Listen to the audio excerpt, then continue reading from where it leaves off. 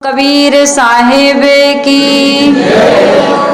ऐसा भी हो सकता है कि जयकारा आपको पसंद ना हो, क्योंकि हम किस मंदिर में बैठे हैं? राधा कृष्ण के मंदिर में, है ना। वो राधा कृष्ण मंदिर में तो है ही, लेकिन हमारे अंदर में भी है। आप लोग भी जानते होंगे कि जितने भी इष्ट हैं, उपास्य हैं, देवी देवता हैं, भगवान हैं, वो मनुष्य के अंदर हैं। यदि मनुष्य के अंदर में ना होते तो मनुष्य मंदिर का निर्माण कर पाता? बताइए आप लोग। ये मंदिर का निर्माण करने वाला कौन है? मनुष्य है ना।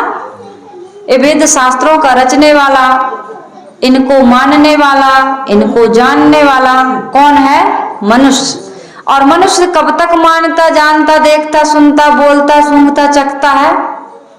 जब तक इसके अंदर में भगवान है, जिसको किसी ने आत्मा कहा, किसी ने रूह कहा, किसी ने सोल कहा, किसी ने जीव कहा, किसी ने चेतना कहा, किसी ने पुरुष कहा। यही तो हम सुनते आ रहे हैं। महापुरुषों का मानना अलग अलग हो सकता है, लेकिन सत्य कभी अलग नहीं होता। कबीर साहिब जी कहते हैं, गहना एक कनकते गहना यामे भाव न दूजा, कहन सुनन को दोई कर थापे, एक नमाज एक पूजा। वही महादेव, वही मोहम्मद, ब्रह्मा आदम कहिए, को हिंदू को तुर्क कहावे, एक जिमी पर रहिए। लंबा पद है सदगुरु कबीर साहिब जी का। आप लोग शायद कोई बीजक पढ़ता है यहाँ, कबीर साहब की वाणी पढ़ते होंगे। कबीर पंथी भी होंगे यहाँ कि नहीं है? कबीर पंथी है? कितने लोग हैं यहाँ जितने बैठे? कोई हाथ उठाइए। कबीर साहब जी की वाणी को पढ़ने वाले जी, बहुत अच्छा है। तो मैं कह रही थी कि सदगुरु कबीर साहब जी कहते हैं, गहना एक कनकते गहना या में भाव न दूजा। जैसे गले का हो, नाक का हो, कान का हो, करधन हो, कोई भी आभूषण हो, वो सोने से बना हुआ है। गहना एक कनकते गहना, एक सोने से बना है। या में भावना दूजा, कहन सुनन को दोई कर थापे, एक नमाज एक पूजा। उसी सोने से करधन बन जाती है, उसी सोने से नाक की नथुनी बन जाती है, उसी सोने से कान का भी जेवर बन जाता है। जो बनाना चाहे, इसी प्रकार से उसी चेतना के अलग अलग नाम रखे गए हैं। कभी हम कृष्ण के रूप में हम उन्हें जानते हैं, कभी राम के रूप में, कभी बुद्ध के रूप में, कभी महावीर के रूप में, कभी कबीर के रूप में, कभी अन्य महापुरुषों के रूप में। ये जितने भी सबके घट में हम देख रहे हैं ना, घट घट में वही साईं बसत है। कटुक वचन मत बोल रे, तो को पीयू मिलेंगे, कब मिलेंगे? जब घूंघट के पट खोल रे। हमारे मन में विकार आ गया, अज्ञान आ गया है। अबोध के कारण, अज्ञानता के कारण हम बाहर भटक रहे हैं और भेदभाव की दीवार खड़ी कर रहे हैं। कबीर साहब जी कहते हैं, कहन सुनन को दोई कर थापे, एक नमाज एक पूजा। मुसलमान नमाज पढ़ता है और हिंदू पूजा करता है, प्रार्थना करता है। हमारा ये मंदिर है, मुसलमानों का मस्जिद होता है। सदगुरु कबीर साहब जी एक ऐसे महापुरुष हुए इस भारतवर्ष में, कहूँ या विश्व में कहूँ तो अतिशयोक्ति ना होगी, जिनके मरने के बाद हिंदुओं ने मंदिर बनवाया और मुसलमानों ने मकबरा बनवाया। बनवाया कि नहीं बनवाया? मस्जिद बनी है, वहां जाकर के देखिए। मगहर में गए होंगे जो लोग, तो वहां पर कबीर साहब जी के नाम पर जब उनका शरीर छूटा तो कहते हिंदू और मुसलमानों में झगड़ा हो गया। जिस झगड़ा को मिटाने के लिए सदगुरु कबीर साहब जी ने जीवन भर लोगों को समझाने का प्रयास किया कि हिंदू और मुसलमान दो अलग अलग नहीं हैं। हम सब क्या हैं? इंसान हैं, उस कुदरत की संतान हैं। हम कितने लोग भगवान कहते हैं, हम भगवान के बंदे हैं, ईश्वर के बंदे हैं। जब भगवान या प्रकृति के द्वारा जो जिसको मानता है, एक ही चीज है, नाम अलग अलग है। इस चीज को आप दिमाग में सेट करके रखिए। अभी आप मेमोरी को एकदम डिलीट करके हमारे विचारों को सुनिए, क्योंकि आदमी क्या करता है, सुनता जरूर है लेकिन अपनी मान्यताओं के साथ सुनता है।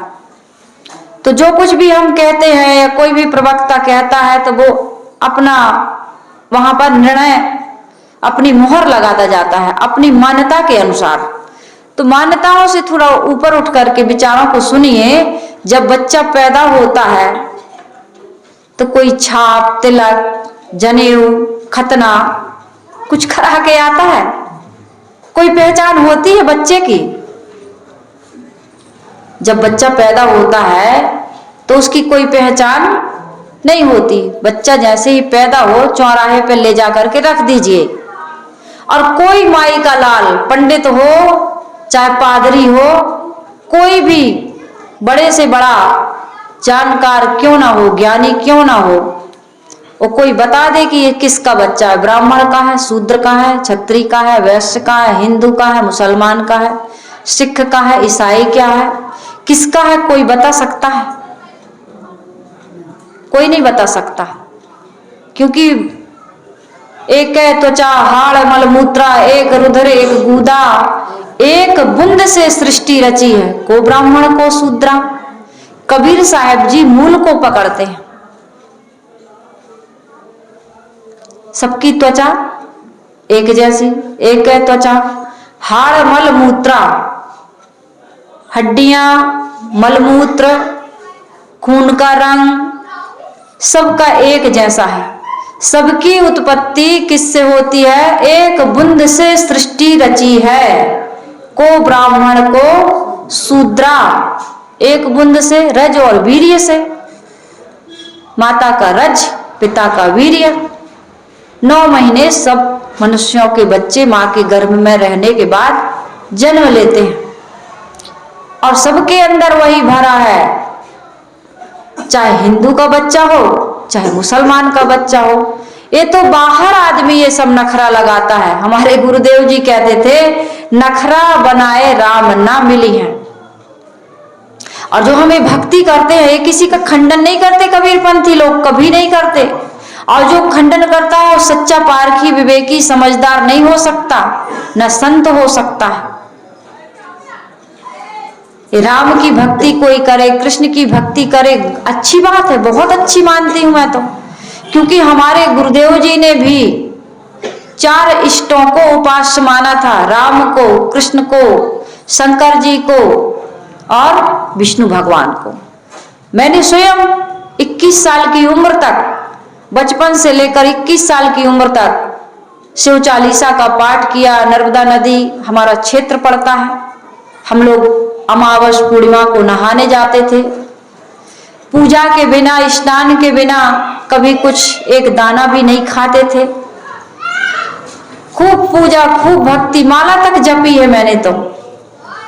11 महीने के लिए मुझे सन्यासी बाबा ने कहा था कि इस 11 माला रोज सुबह और शाम जपना। 6 महीने का दिया था उन्होंने, इससे तुम्हें प्रकाश मिलेगा। अब उस समय शुरुआत थी, मेरी भक्ति भावना थी, और मेरा संकल्प था कि जो संसार के लोग करते हैं, शादी विवाह, बाल बच्चे, इसमें मुझे नहीं पड़ना है। तो उन्होंने, पिताजी एक परिक्रमावासी महात्मा जी को लाए, जिनका नाम त्यागी जी के नाम से जानते थे। पता नहीं किस विचार से वो घर परिवार सब कुछ को छोड़ के कुछ करते रहे, नौकरी। और समाज का सिस्टम तो आप जानते हैं, ईमानदार होते हैं, समझदार होते हैं, विवेकी होते हैं। वो समाज के सिस्टम को स्वीकार नहीं पाते, इसलिए समाज से अलग हो जाते हैं।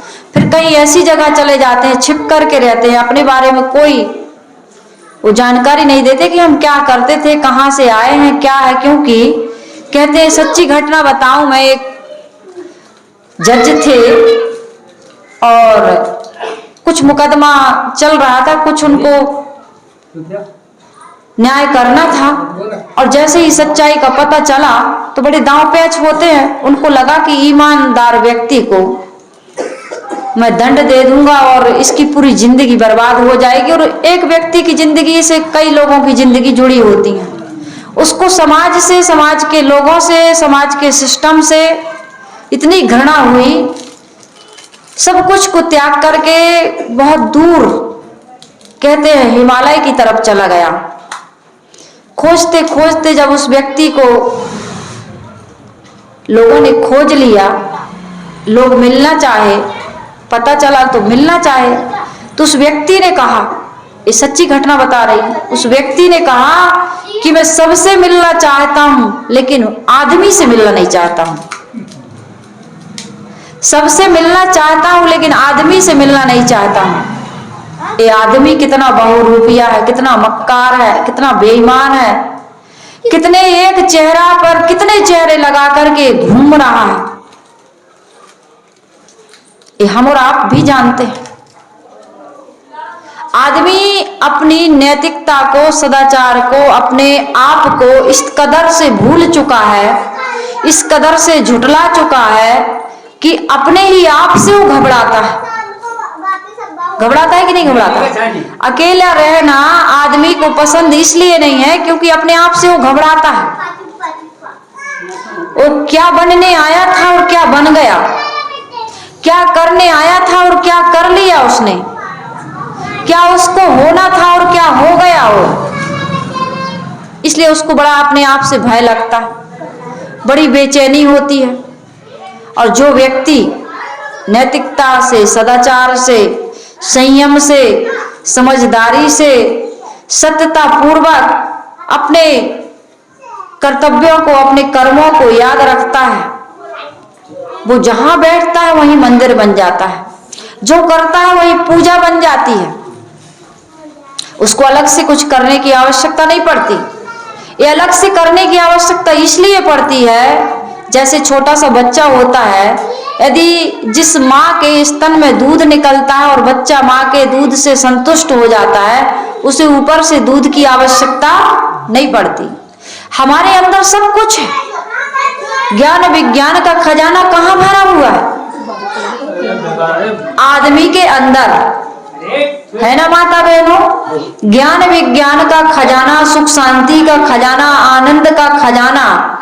एक भजन है बहुत सुंदर, आनंद स्रोत बह रहा और तू दास है, आनंद स्रोत बह रहा और तू दास है, अचरज है जल में रह के भी मछली को प्यास है, आनंद स्रोत बह रहा और तू दास है, अचरज है जल में रह के भी मछली को प्यास है। आनंद स्रोत, आनंद का स्रोत कहां बह रहा है? भीतर। किसके भीतर? आदमी के भीतर, इंसान के भीतर, हमारे भीतर, आपके भीतर। छोटा सा बच्चा अपने आप में खुश है, मस्त है, आजाद है, निर्भय है, निश्चिंत है, निष्फिक्र है, किसी चीज का भेदभाव उसके अंदर नहीं है, किसी चीज की चिंता फिक्र, जबकि पूरी जिंदगी पड़ी है, उसको नहीं है। और 90 साल का बूढ़ा आदमी बिस्तर पर पड़ा है लेकिन बहुत चिंता कर रहा है। इस बात पर हम कभी चिंतन करते हैं? रामायण पढ़ने में लगे रहते हैं, गीता पढ़ने में लगे रहते हैं, भागवत पढ़ने में लगे रहते हैं, कबीर साहिब के ग्रंथों को पढ़ने में, सुनने में, कहने में हम लगे रहते हैं, लेकिन अपने आप का चिंतन हम कभी नहीं कर पाते। ये संसार है, प्रकृति पूरी खुली किताब है। मैं लोगों को बताती हूँ, खैर उस व्यक्ति की मैं बता रही थी कि उसने लोगों से मिलना बंद कर दिया, कहा मैं इंसान से नहीं मिलना चाहता, इतनी घृणा हो गई इंसान से कि मैं सबसे मिल सकता हूं लेकिन इंसान से नहीं मिल सकता। आज इंसान को इंसान से अविश्वास हो गया। आज आदमी दुखी है तो इंसान की वजह से। हमारे गुरुदेव जी कहा करते थे, 100 गाय भैंस पाल लीजिए आप, कोई दिक्कत नहीं, कोई समस्या नहीं, कोई तकलीफ नहीं, खूंटा पर बांध दीजिए, घास दे दीजिए, भूसा दे दीजिए, और जो जो आप देते हैं वो दे दीजिए, उनकी खाने की सामग्री। लेकिन एक मनुष्य के बच्चे को पाल करके देखिए आप, ये झगड़ा कहाँ होता है? तो आदमी झगड़ा का कारण होता है, लेकिन क्यों होता है ये भी हमको विचार करना है। आदमी झगड़ा का कारण, अच्छा, आदमी झगड़ा का कारण होता है, विचार करिए, आदमी के बिना हम रह सकते हैं क्या? हम सामाजिक प्राणी हैं। वो तो चले गए, जिस व्यक्ति के बारे में बता रही वो चले गए, कोई कोई चले जाते हैं, लेकिन 95%, 99%, 98% लोग तो समाज में रह रहे हैं, घर परिवार में रह रहे हैं। तो यहां हम कैसे रहें, इसकी समझ हमें होनी चाहिए। समस्या है तो जहां से समस्या है समाधान वहीं निकालना पड़ेगा। घर में रहते हैं, परिवार में रहते हैं, गुरु चेला, गुरु भाई, गुरु बहन रहते हैं। अब इनके बीच में रहना हमारी क्या है, मजबूरी। ये रोज रोज खाना, नहाना, कपड़े धोना, झाड़ू लगाना, पोछा लगाना, सारे काम करना, ये क्या है, हमारी शौक है। शौक सिखा रहे हैं। इतनी ठंडी पड़ रही है, हम लोग नहाते हैं, शौक से नहाते हैं क्या? सुबह सुबह 4 बजे उठ जाते हैं, शौक से उठते हैं? बताइए, कुछ तो बोलिए, हाँ या ना। किसी की रिश्तेदारी में जाते हैं, कोई मर गया, मरनी में जाते हैं, कोई भी काम करते हैं। शादी भले शौक से आप लोग करवाए होंगे, है ना, बाल बच्चे शौक से पैदा किए होंगे, लेकिन क्या वह शौक, क्या वह खुशी, क्या वह प्रसन्नता आज भी बनी है? बनी है कि नहीं बनी? बताइए हाँ या ना, सिर हिलाइए। जिस खुशी से शादी करवाए थे वो खुशी आज भी है आपको, जैकेट वाले दादाजी को?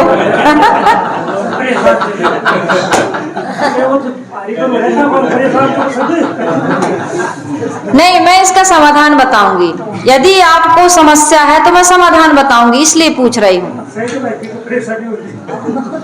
यदि आप खुश है तो कोई बात नहीं, बड़ी खुशी की बात है, खुशी होनी ही चाहिए, मैं खुशी ही बताऊंगी। बाल बच्चे जब पैदा होते हैं, माता बहनें भाई लोग सब खुश होते हैं, फिर क्या परेशानी आ जाती है कि उन्हीं की शिकायत में जीवन बीतता है।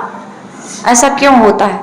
पत्नी के साथ पति खुश नहीं, पति के साथ पत्नी खुश नहीं, बच्चों के साथ माता पिता खुश नहीं, माता पिता के साथ बच्चे खुश नहीं।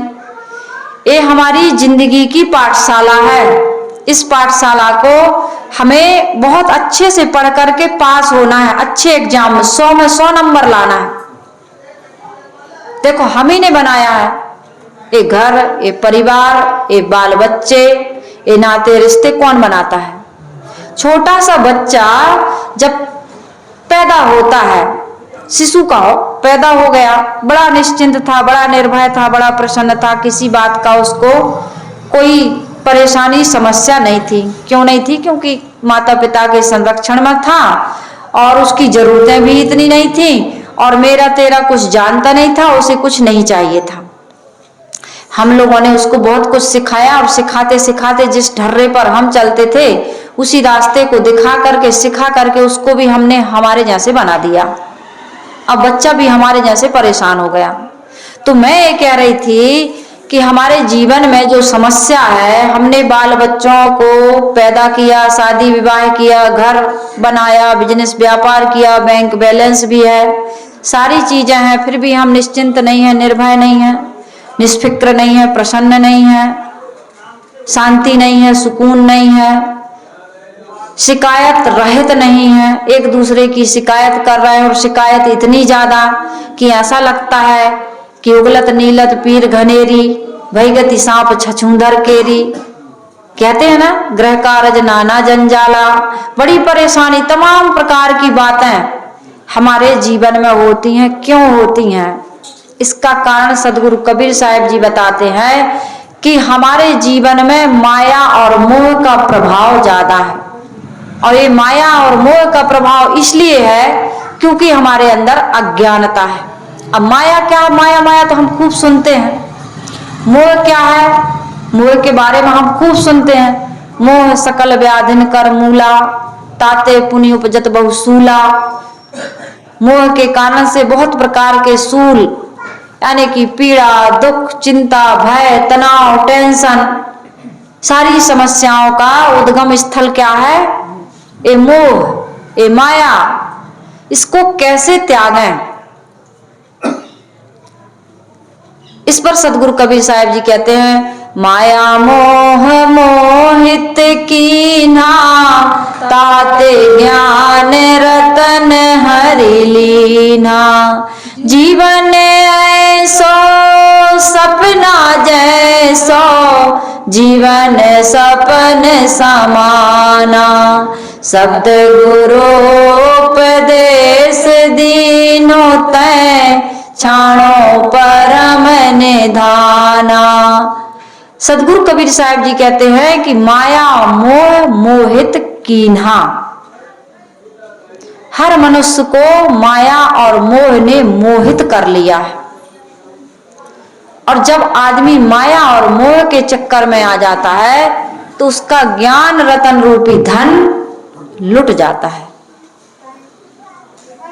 इसलिए हमको माया मोह से दूर रहना चाहिए। और माया मोह से दूर रहने का उपाय क्या है? क्या है उपाय? आप लोगों को भी माया मोह सताती होगी कि नहीं सताती? नहीं सताती? माया मोह सताती है कि नहीं सताती? तो उपाय भी आप लोगों ने खोजा होगा, है? आपकी भाषा तो हम पूरा नहीं समझ पाते। माया से बचने का क्या उपाय है? आप लोगों ने क्या उपाय सोचा?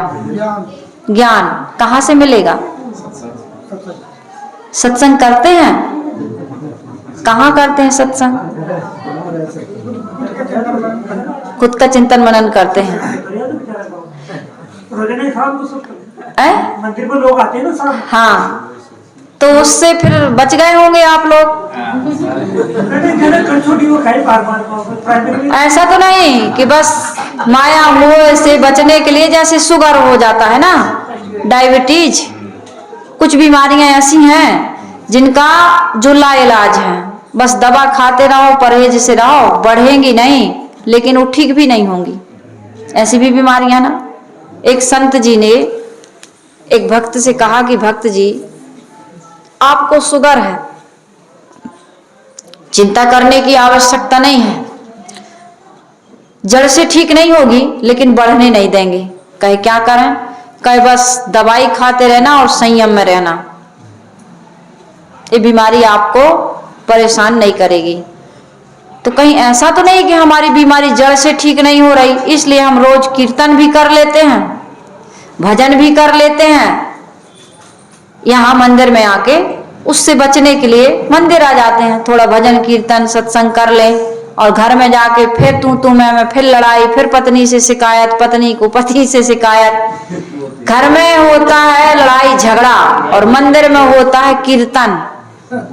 दोनों का बैलेंस बना के तो नहीं चलते आप लोग। यदि बैलेंस बना करके चलते हैं तो गलत बात है। जो चीज मंदिर में होती है वही चीज हमारे घर में भी होनी चाहिए। मेरे कहने का मतलब ये है, मेरे कहने का अर्थ यह है कि यदि हम गांव में 5 मंदिर बनाते हैं या 10 मंदिर बनाते हैं तो मंदिर का खंडन नहीं है, बिल्कुल खंडन नहीं है।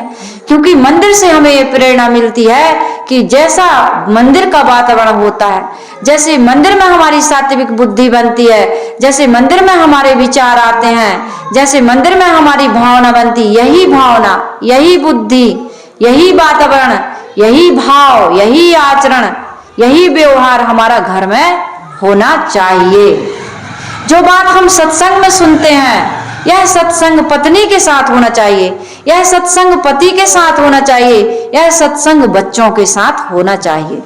तब तो सत्संग करना सार्थक है, नहीं तो फिर कोई मतलब नहीं। मंदिर में तो भजन गाना ये कोई विशेष बात नहीं है, ये हमारी कोई विशेषता नहीं है। जगह ऐसी, यहाँ तो आप भजन ही करोगे, और नहीं करोगे खुशी से तो भय से करोगे, अरे मंदिर में बैठे हैं यार। तो इसलिए इस मंदिर की जैसे मर्यादा, ऐसे घर को भी हमको मंदिर, गांव में 5 मंदिर बन गए इसमें कोई बड़ी बात नहीं है। गांव में जितने घर हैं हर घर को मंदिर बनाना ये हम सबकी जिम्मेदारी है। क्या कहा मैंने? 5 मंदिर को चलाना। मंदिर कैसे चलता है? मैं मंदिर की हकीकत बताऊं। मंदिर बना, मंदिर में कुछ जमीन लगा देते हैं, या हमारे बड़े बड़े घरों से कुछ दान आता है, फिर इस मंदिर का कोई पुजारी होगा जो पूजा करता होगा, उस मंदिर में पूजा करने वाले की कुछ तनख्वाह होगी, वो तो ड्यूटी कर रहा है। पुजारी कर रहा है कि नहीं कर रहा? पुजारी ड्यूटी कर रहा है, और जो कृष्ण का उपासक है, या राम का उपासक है, या हनुमान का उपासक है, या दुर्गा का उपासक है, वो उपासक नहीं है, वो केवल ड्यूटी कर रहा है। ड्यूटी उसका काम क्या है? शिव चालीसा का पाठ करना, हनुमान चालीसा का पाठ करना, रामचरितमानस का पाठ करना, दुर्गा चालीसा का पाठ करना, भगवान को उठा करके नहला धुला देना, पूजा आरती कर देना, भोग लगा देना, ये उसकी ड्यूटी। इसके बाद वो क्या करता है, ये ना आपको जानने की आवश्यकता है, ना वो खुद जान रहा है कि हम क्या कर रहे हैं। तो ये क्या हो गया? हमारा स्थूल रूप से भगवान का भजन करना, लेकिन हमारे जीवन में परिवर्तन नहीं हुआ कि दुर्गा जी का जीवन कैसा था, हनुमान जी का जीवन कैसा था, राम जी का जीवन कैसा था, शंकर जी का जीवन कैसे था, सदगुरु कबीर साहिब जी का जीवन कैसे था, बुद्ध का जीवन कैसे था, महावीर का जीवन कैसे था, इन महापुरुषों का जीवन कैसे था, और इनका जीवन इतना महान कैसे बना। इस बात को यदि हम नहीं समझ पा रहे हैं और उनके जैसे हम नहीं बनने का प्रयास कर रहे हैं, तो उनकी पूजा वश से हमारा जीवन में वो परिवर्तन नहीं होगा जो परिवर्तन हम चाहते हैं। ये मेरे कहने का मतलब है। मंदिर बस में आकर के पूजा पाठ कर लेने से हमारा कल्याण होने वाला, ये अच्छी बात है, ये शुरुआत है, प्रथम सीढ़ी है, लेकिन प्रथम सीढ़ी, प्रथम पाठशाला में ही जीवन भर पढ़ते रह जाना, ये हमारी परीक्षा में पास होने की, यानी अंत समय में, अंत घड़ी में हमें मुक्ति या कल्याण या निर्वाण या मोक्ष या शांति या प्रसन्नता मिलने वाली नहीं है। ये मेरे कहने को, ये गलत नहीं है, ये शुरुआत बहुत अच्छी है, लेकिन हमें पहुंचना कहाँ है? माया ऐसी मोहिनी, कबीर साहिब जी कहते हैं, माया ऐसी मोहिनी जग को डारे फांस, कहीं कबीर गुरु के बिना, कहीं कबीर गुरु के बिना छूटे कौन प्रयास। रामायण आप लोगों ने पढ़ी होगी, तो उसमें एक चौपाई आई है कि प्रथम भक्ति संतन कर संगा, और दूजी रति मम कथा प्रसंगा, गुरुपद पंकज सेवा, तीसरी भक्ति अमान, चौथी भक्ति मम गुणगण, करही कपट तज गान, मंत्र जाप मम दृढ़ विश्वासा, पंचम भक्ति सुवेद प्रकाशा, षटदम शील व्रत बहु कर्मा, निरति निरंतर सज्जन धर्मा, सातवीं सब मोमय जग देखे, और मोते अधिक संत कर लेखे, आठवीं यथा लाभ संतोषा, और सपने नहीं देखे पर दोषा, नवम नम्र सब सो छलहीना, और मम भरोस ही हर्ष ना दीना। ये नौधा भक्ति प्रभु रामचंद्र जी ने सबरी माता को सुनाई कि प्रथम भक्ति संतन कर संगा, संतों का संग करो। कृष्ण के मंदिर में जाकर, राम के मंदिर में जाकर आपको वही सत्संग मिलेगा जो आपके अंदर है, लेकिन गुरु के पास जाओगे, त्यागी तपस्वी वैरागी महात्मा के पास जाओगे, उदासीन नैराश्य भाव से जो संसार का कल्याण चाहते हैं, स्वयं का कल्याण कर लिए हैं, मोह माया आसक्ति को जिन्होंने त्याग दिया, ऐसे महापुरुष के पास जाओगे तो क्या होगा? तुम्हारे जीवन में भी वही घटित होगा जो उस महापुरुष के जीवन में है। तो इसलिए मैंने कहा कि हम सबके जीवन में क्या है? दुख है, पीड़ा है, अभाव है, असंतोष है। जिस पत्नी के साथ, जिस पति के साथ, जिस परिवार के साथ रहते हैं, उसके साथ झगड़ा क्यों? 7 फेरे लगा करके, 7 वचनों के साथ पति और पत्नी एक दूसरे को समर्पित हो करके गृहस्थी की शुरुआत करते हैं। इस समाज का बहुत अच्छा सिस्टम है। ये संत महात्मा जो हो जाते हैं उनके लिए नहीं कह रही हूं, जो परिवार में रहते हैं उनके लिए कह रही हूं, और उनकी संख्या अधिक से अधिक है, 99%। तो संत महात्माओं के विचारों को सुनकर के मेरा विचार ये है कि आप लोगों को पत्नी की उपेक्षा नहीं करनी है। पत्नी के प्रति जो लगाव है, जो आसक्ति है, जो वासना, उसकी उपेक्षा करनी है। पत्नी के साथ रह करके आपको पत्नी की आसक्ति, पत्नी की माया, जो मोह के रूप में हमारे मन में समा गई है, माया मोह मोहित की ना। पत्नी बुरी नहीं है, दुख सुख में साथ देने वाली है, घर के सारे काम काज करके आपके माता पिता की, परिवार की, आपकी संतान की जो सेवा करने वाली है, वृद्धि करने वाली है, आपके दुख सुख में साथ देने वाली है। वो कौन है? आपकी धर्म पत्नी। उसको धर्म पत्नी हम कहते हैं, तो उसको सम्मान से, उसका आदर करके, उसकी आवश्यकताओं की, उसकी जरूरतों की पूर्ति करते हुए और उसकी प्रशंसा, उसके साथ प्यार का व्यवहार, उसको प्रेम, ये सारी चीजें देते हुए उसके साथ आराम से रहने की आवश्यकता है, खुशी से रहने की आवश्यकता है, प्रसन्नता से रहने की आवश्यकता है। एक बहुत बड़े भागवत कर्ता अभी वर्तमान में है, उनकी पत्नी भी इतनी विदुषी है, इतनी ज्ञानी, और ये माता बहन है, बहुत ज्ञानी है, बहुत समझदार है। घर गृहस्थी चलाना जिनको आता है, पढ़े लिखे हो या ना हो, बच्चों को जो माताएं अच्छे संस्कार दे रही हैं, माता पिता की सेवा कर रही हैं, जिनको सास ससुर कहते हैं, बच्चों को अच्छे संस्कार दे रही, पति के साथ ईमानदारी पूर्वक व्यवहार कर रही हैं, ये ज्ञानी नहीं है तो क्या है?